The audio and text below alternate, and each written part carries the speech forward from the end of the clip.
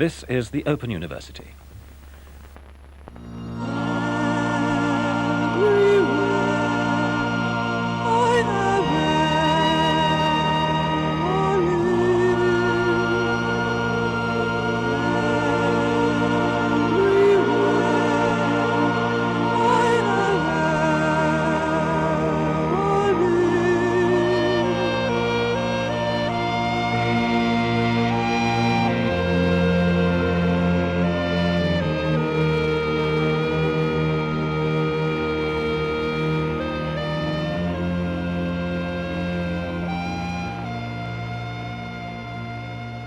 Welcome back. This is part 2 of Everywhere I Have Ever Lived, and we're in London.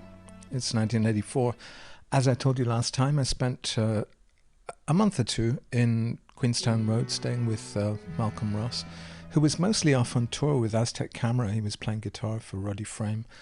And so I wrote some of Circus Maximus, the first Momus album, there. I moved into this house at 45 Wavertree Road in Streatham Hill.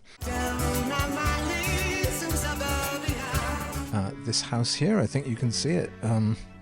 That window, behind that window, it was really overheated, horrible suburban bedsit, which I'd inherited from a friend who'd been at university, Alistair Stewart. And actually the landlords were Scots as well. It was this old Scottish couple. And they allowed me to paint the walls olive green, and then the top sort of lintel area kind of mustard yellow. And I had my rotating Picador bookstand, I had an acoustic guitar, I had a typewriter. So I wrote more of Circus Maximus there, rewriting songs that I'd been composing in my last year at university. I remember having copies of Kierkegaard's Either Or, which were somehow very important for this first album, and Brecht plays and things, Brecht's emphasis on fables, Asian folk tales, biblical stories, finding crooked ways to look at biblical stories. And it was, I think I said something about Matthew Arnold and the Hebraic versus the Hellenic cultures. And it was also my way of putting dynamite under the sort of Christian heritage of Western civilization. That's how I justified it to myself, using this sort of Freudian dynamite to blow up the pompous foundations of our whole civilization. And I remember clearly getting the 137 bus up to town every day. Often I'd hang out at the National Gallery. It was one of the few places where you could, if you're unemployed, just go and be. It was free at the time. The British Museum also. So I did my first Sounds interview with Jack Barron, who's no longer with us, in the British Museum. And these fragmentary kind of opaque ruins of old civilizations made me think about what our civilization would leave behind as well, which kind of fragments we would leave. I'd also love things like the Loeb classical books, the series of 4 classical scholars. If you go to Foyles, there'd be a whole section of shelves dedicated to these Loeb classics.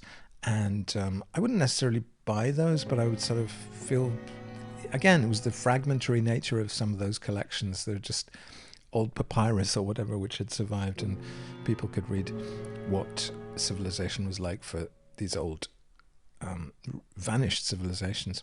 D.H. Lawrence as well. So I'd go down also to the Streatham Library and borrow June Tabor records. I remember listening also to Nick Drake and people like that quite a lot. It didn't take me long. I mean, I think I spent 9 months in Streatham, and then my French girlfriend, who was my second girlfriend and had been the girlfriend of my best friend, my Greek friend at university, was living in Chelsea, and I'd go up and visit her there. And I took over her room in the end because she wanted to move up to North London, a bit further, a bit more green kind of place. She had this tiny bedsit on Bray Place, overlooking Bray Place. It was actually on Draycott Place, in a flat which was really a dump. It was run down, multi-occupancy, there were like 4 people living there in 4 different rooms. There was a basement level with a kitchen and a bathroom. In the bathroom there was a huge goat's head from the Goat's Head Soup tour of the Rolling Stones, the actual one, because this bootlegger was subletting the place from an old gay man upstairs. The old gay man would go down to the gay pubs on the King's Road and come back late at night and pee endlessly. I would hear him peeing. And in a way, he becomes a bit of a character in a song like Bishon. I never really met him, but I imagined what this old gay man, single man, rather lonely, might be like as I was sort of living on the King's Road. So the flat was sublet by this guy called Mick, who was a bootlegger, had mostly Pink Floyd records, and it was shabby, and it kind of reminded me of Performance, the Nicholas Roeg film, a little bit. And so I spent 5 years there. So the albums that come out of that bedsit, Circus Maximus really comes out of Streatham. And then the next 4 or 5 albums come out of the King's Road. And so albums, Poison Boyfriend, Tender Pervert, Don't Stop the Night, and I guess the compilation Monsters of Love. And I really enjoyed living in Chelsea because it was more cosmopolitan. You could be a flaneur, you could walk down the King's Road. And I used to go to the Dome a lot because it was like a pseudo-French cafe. And I'd go to the Man in the Moon pub with my friends Kevin and Douglas. Kevin from Always. And Douglas, Psycut DB as he called himself. Or else I'd go up to the South Ken. And because there was a French Institute and I was very Francophile, I would go to the French Institute and hang out in the cafe there, ironically ordering British tea in the cafe, or see cultural events there, or buy French magazines in the newsagents and the bookshops, which were francophone basically around there. And I really fitted in there, and I got my rent paid by Kensington and Chelsea Council. I was described in the music press at the time as the Sloane Square D Ranger, which was a bit unfair because it sort of implies that I was akin to a Sloane Ranger, and I really wasn't. It wasn't like Mummy and Daddy were buying me a nice little pied-à-terre in Chelsea. It was more that, I knew someone who'd lived in this tiny room, and I took over her room, and it was paid, because I was signing on, it was paid by the council. But it was just in a really rich area. So there was a kind of strange disparity between my circumstances and those of the people living around me who were all in cabriolets and kind of, soft-top Mercedes and whatever.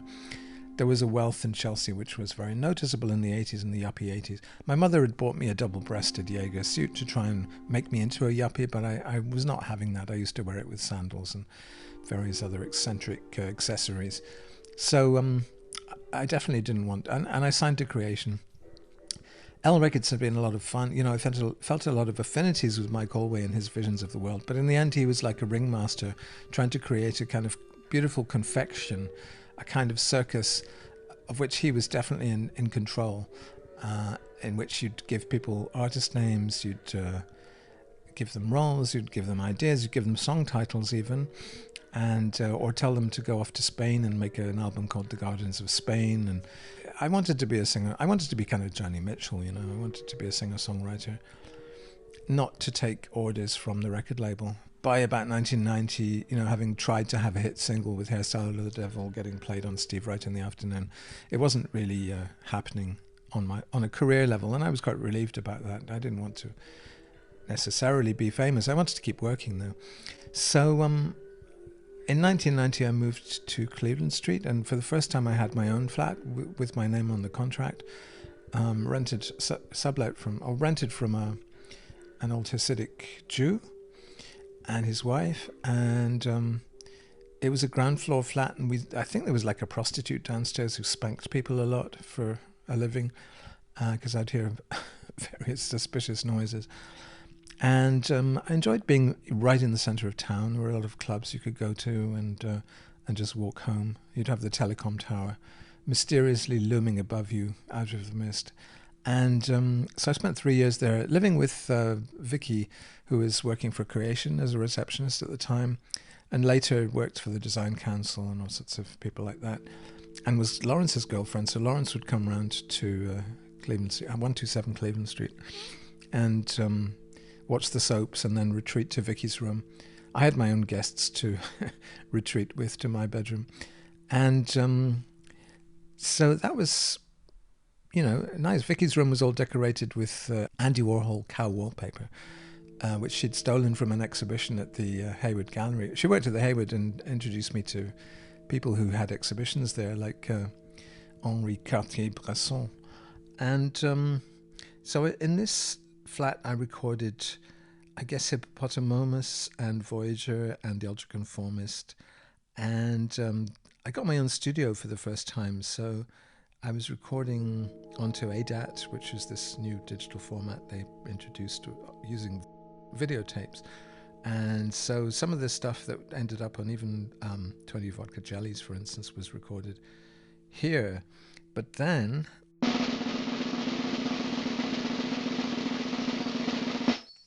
in 1993, I moved out and moved even more central, actually, just off Trafalgar Square.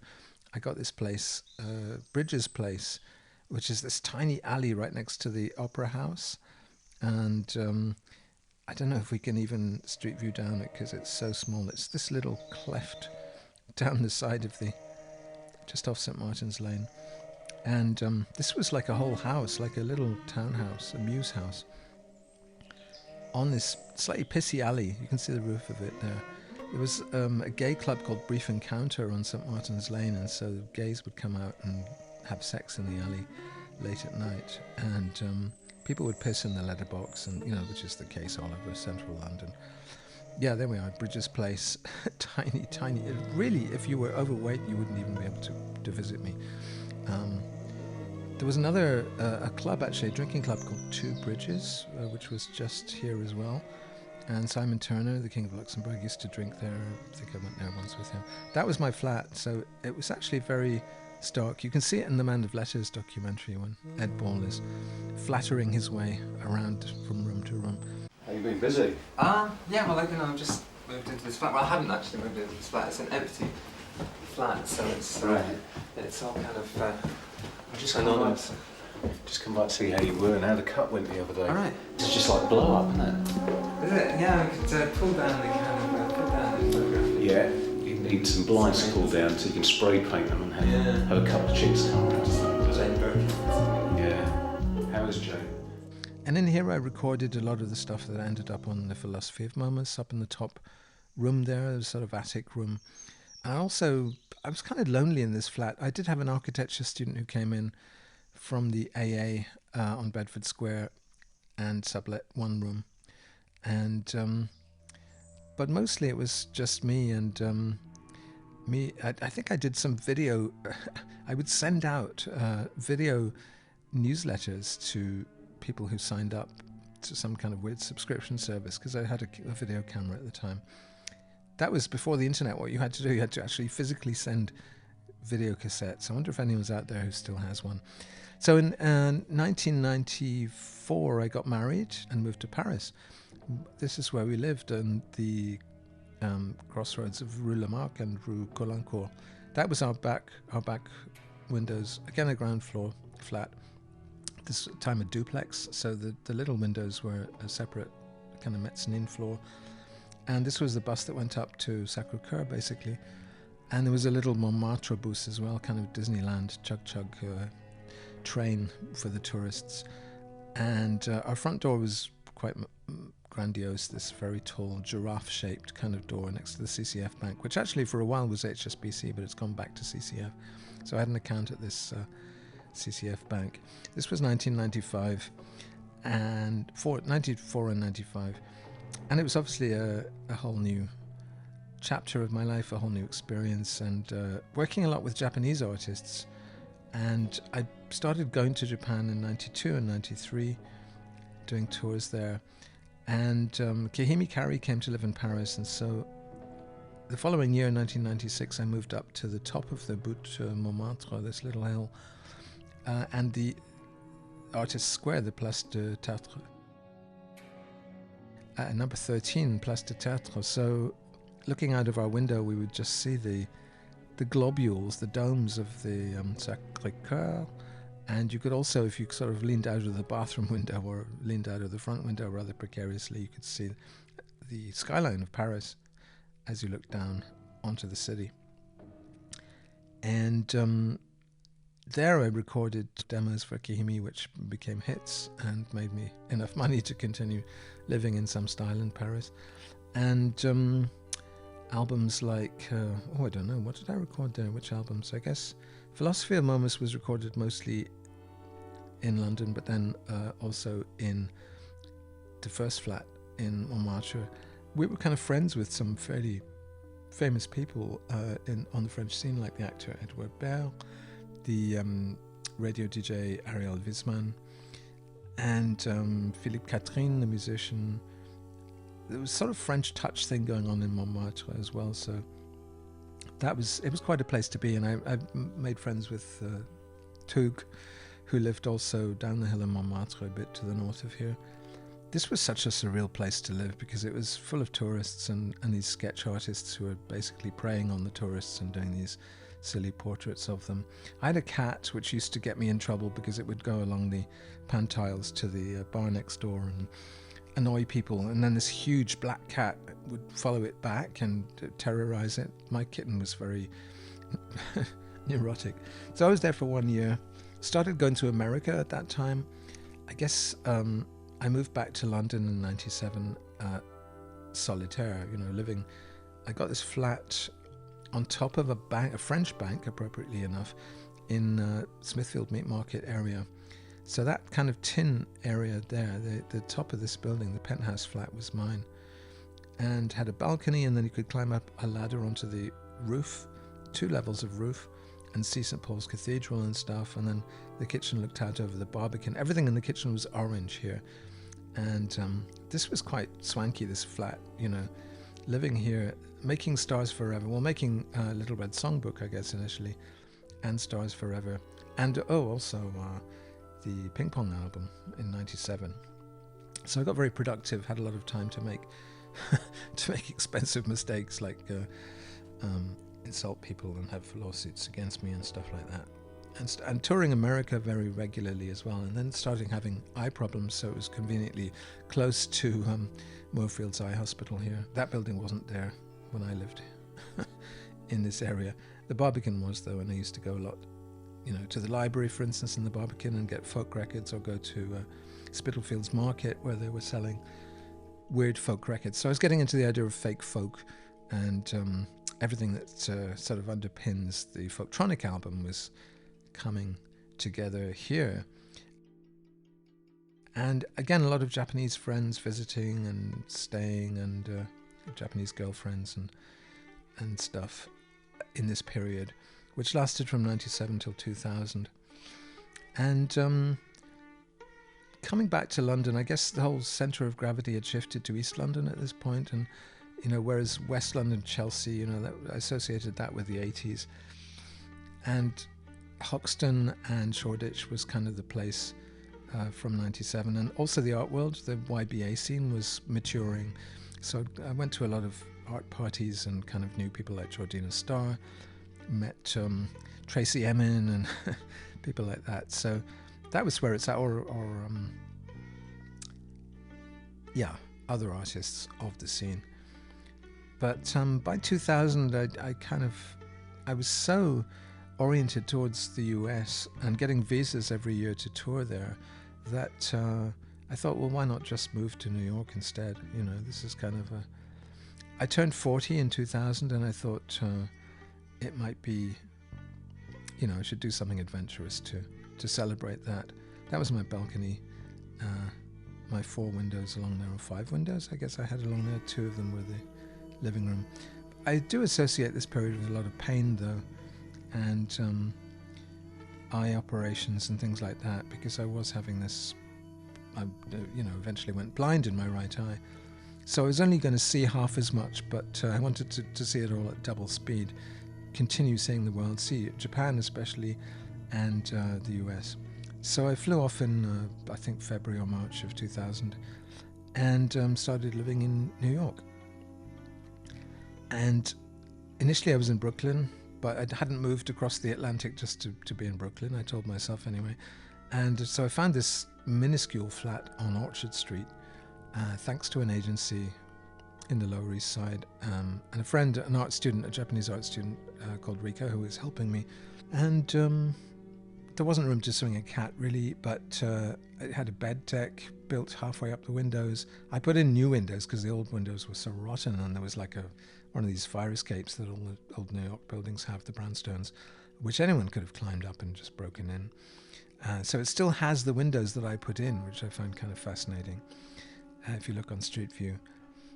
And it was kind of a lot of musicians, I think, in that building, because there was like a rehearsal space in the basement. Some people moved in my second year there who kind of ruined everything by playing techno music all day and all night, to my great disgust, and made it unlivable, essentially. You can actually, I don't know if you can hear it, but you can actually hear the guy downstairs right in this bit. You can hear that note going, wow! That's the guy downstairs. The towers go, and the sun will grow. Courtyard is cold. The tulips shrink into the ground. The women are nowhere to be found. The address has been written down. Also, I used a software theremin.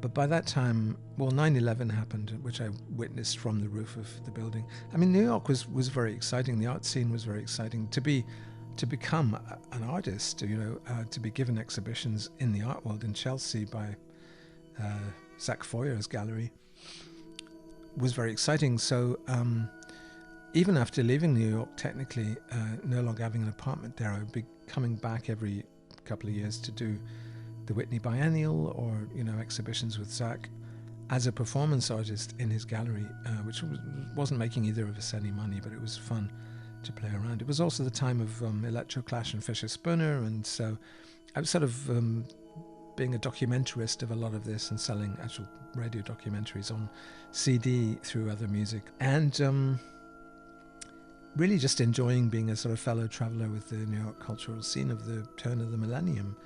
And I had a kick scooter. So me and Shizu, who was living with me in New York, my Japanese girlfriend, had kick scooters and would just ride around. It was pre-electric scooter. It was you had to actually kick it with your foot. So we'd cross the Williamsburg Bridge and go to Williamsburg and Bedford Avenue, and it was still kind of slightly cutting edge Bedford Avenue back then.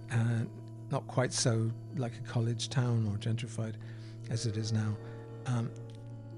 Where I lived on the Lower East Side, 38 Orchard Street, was still totally Chinese then. All the businesses around me and below me were like Chinese laundries and garments industries and things like that. Now it's become very different. I guess members of the Strokes kind of started moving in, and a lot of galleries moved in, and very chic boutiques. So it became a sort of extension of Nolita and Soho. And Chinatown retreated a little bit, which is a shame really, because I enjoyed the Asian ambience, getting congee soup from the local restaurant, and not being able to read all the signs, and not necessarily being able to read the inscrutable faces of my neighbours, which is fine. I kind of enjoy that. It had been a very Jewish neighbourhood, but it was Chinese, and then it was sort of gentrified, privileged white people from slightly further uptown. David Bowie had just moved into Lafayette Street at that point, and there were rumours of, I didn't know exactly where he was supposed to live, because my promotions company, Girly Action, had an office which overlooked his apartment right across the street from him, although they said they'd never seen him, so it remained rumours. But I didn't know that patch very well, sort of Lafayette Street. I used to go to a shop run by this guy called Chris Brick, an Welshman actually, originally it was called Smilo Nylon, and then it became Centre for the Dull, and then it became Lady Fancy Knickers, G Up Ya Ya. And Chris was sort of a genius who had a band called Family of God, but was also a retro clothes dealer who had worked for, I think, Flip in London, and had burned down their warehouse or something notorious. Cindy Green from Fisher Spooner made a documentary about him, and he was a great person to buy clothes from. I used to really enjoy the 70s clothes that I could get from Chris.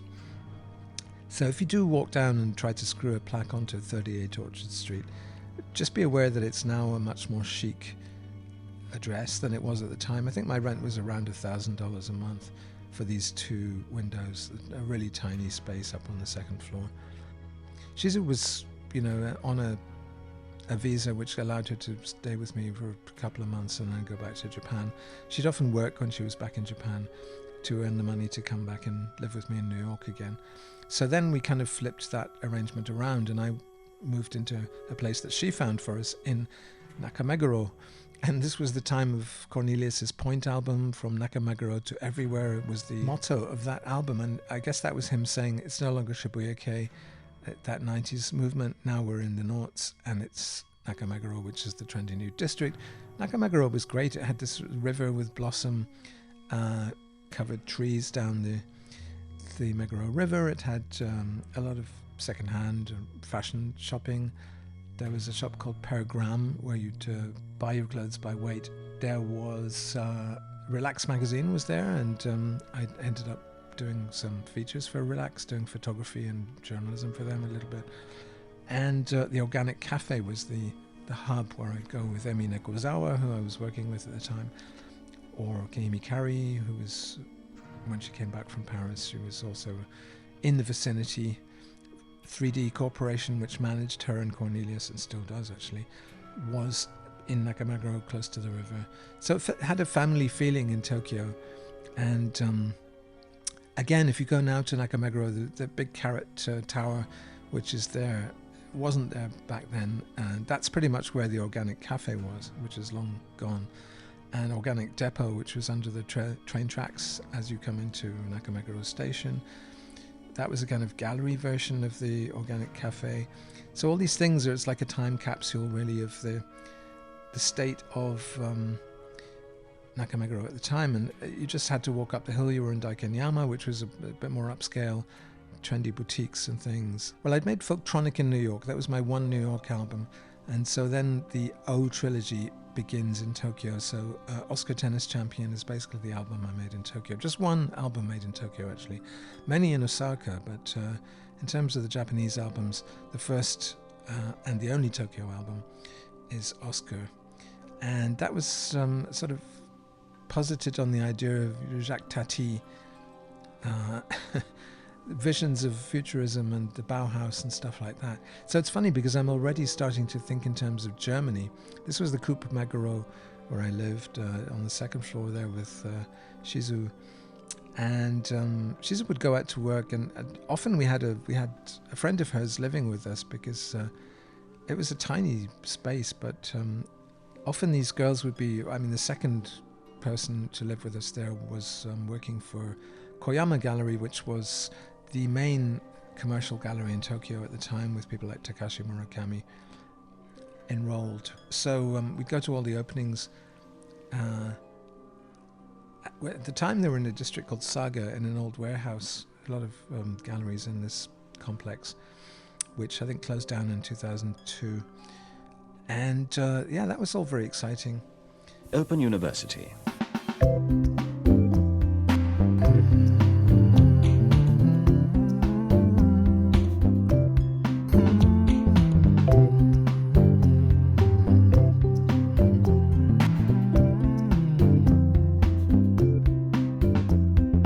Everybody sweats, pushing through the day. We get wet as we work and play. Everybody sweats, pushing through the day. We get wet as we work and play.